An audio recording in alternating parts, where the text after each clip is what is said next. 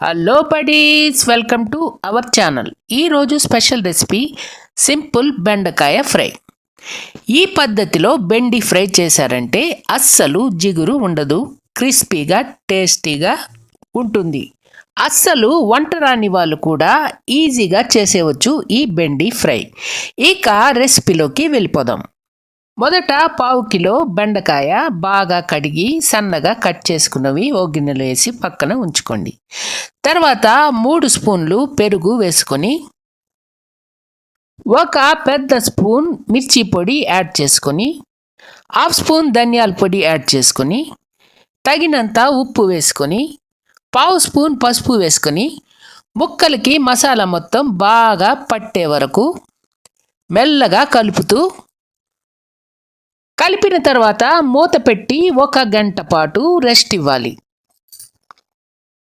మరిన్ని interesting recipes కోసం అమ్మా నేను ఓటీవీ యూట్యూబ్ ఛానల్ని సబ్స్క్రైబ్ చేసి బెల్ ఐకాన్ క్లిక్ చేసి ఆల్ పైన ట్యాప్ ఇవ్వండి. తర్వాత స్టవ్ వెలిగించుకొని బాణలి పెట్టుకొని 6 నుండి 7 స్పూన్లు ఆయిల్ యాడ్ చేసుకొని, ఆయిల్ హీట్ ఎక్కగానే 1/2 స్పూన్ ఆవాలు, 1/2 స్పూన్ జీలకర్ర, 1/2 స్పూన్ మినప్పప్పు వేసుకొని, ఓ ఎండుమిర్చి వేసుకొని ఆవాలు చిటపటలాడే వరకు అలాగే ఉంచుకొని 8 నుండి 9 దంచుకున్న వెల్లుల్లి రెబ్బలు వేసుకొని అర నిమిషం పాటు వేయించుకొని, తర్వాత ఓ రమ్మ కరివేపాకు వేసుకొని మరో అర నిమిషం పాటు వేయించుకొని,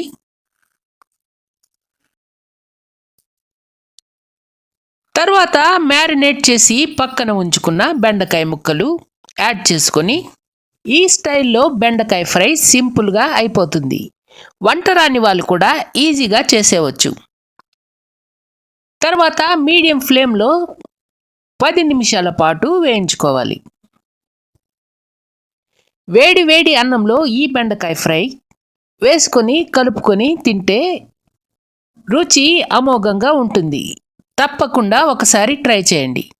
10 నిమిషాల పాటు మీడియం ఫ్లేమ్లో వేయించుకున్నాక ఇప్పుడు లో ఫ్లేమ్లో పెట్టుకొని మరో 10 నుండి 15 నిమిషాల పాటు వేయించుకోవాలి. అంతే, టేస్టీ క్రంచీ బెండకాయ ఫ్రై రెడీ అయిపోయింది. మీరు అన్నంలో కలుపుకొని తినాలంటే ఈ పద్ధతిలో వేయించుకుంటే సరిపోతుంది. సైడ్ డిష్గా కావాలంటే మరో 2 స్పూన్లు ఆయిల్ యాడ్ చేసుకొని ఇంకొక 2 నిమిషాల పాటు వేయించుకుంటే కరకరలాడుతూ ఇంకా క్రిస్పీగా ఉంటుంది. ఒక్కసారి ట్రై చేయండి, ఎలా వచ్చిందో మాకు కామెంట్ చేయండి.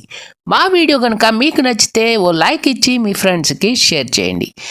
డోంట్ ఫర్గెట్ టు సబ్స్క్రైబ్ అమ్మా నేను OTV YouTube channel. Thank you for watching. Tata.